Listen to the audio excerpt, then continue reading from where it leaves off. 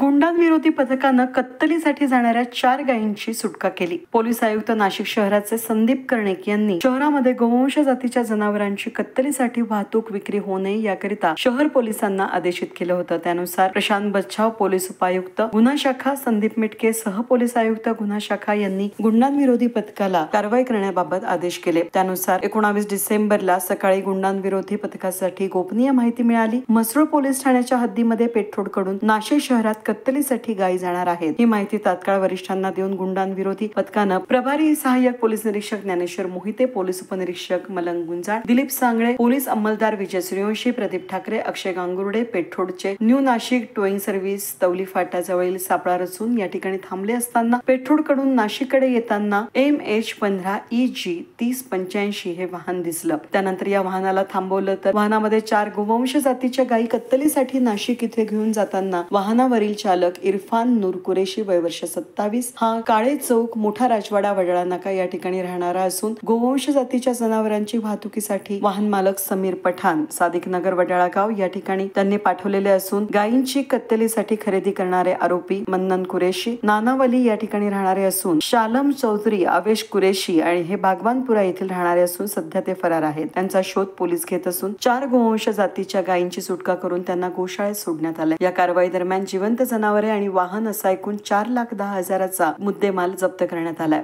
या कारवाईमध्ये वाहन चालक, वाहन मालक, गोवंश जातीच्या जनावरांची कत्तलीसाठी खरेदी करणाऱ्या अशा एकूण 5 जणांविरुद्ध म्हसरूळ पोलीस ठाण्यात गुन्हा दाखल करण्यात आलाय। ही कामगिरी पोलीस आयुक्त नाशिक शहर संदीप कर्णिक, पोलीस उपायुक्त प्रशांत बच्छाव, सहाय्यक पोलीस आयुक्त संदीप मिटके यांच्या मार्गदर्शनाखाली गुंडाविरोधी पथकाचे सहाय्यक पोलीस निरीक्षक ज्ञानेश्वर मोहिते, मलंग गुंजाळ, दिलीप सगळे, विजय सूर्यवंशी, प्रदीप ठाकरे, अक्षय गांगुर्डे, सविता कवडे यांनी ही कामगिरी पार पाडली। माननीय पोलीस आयुक्त श्री संदीप कर्णिक सर यांनी नाशिक शहरामध्ये किंवा परिसरामध्ये कुठेही गोवंश जाती जनावरांची कत्तलीसाठी वाहतूक किंवा विक्री होऊ नये म्हणून पोलीस विभागास सक्त आदेश दिले, कारवाई करण्याबाबत सक्त आदेश दिलेले आहेत। त्यानुसार गुंडाविरोधी पथकाचे पोलीस अंमलदार यांना माहिती मिळाली की नाशिकमध्ये पेठ परिसरातून काही गोवंश जाती जनावरांची वाहतूक होणार आहे।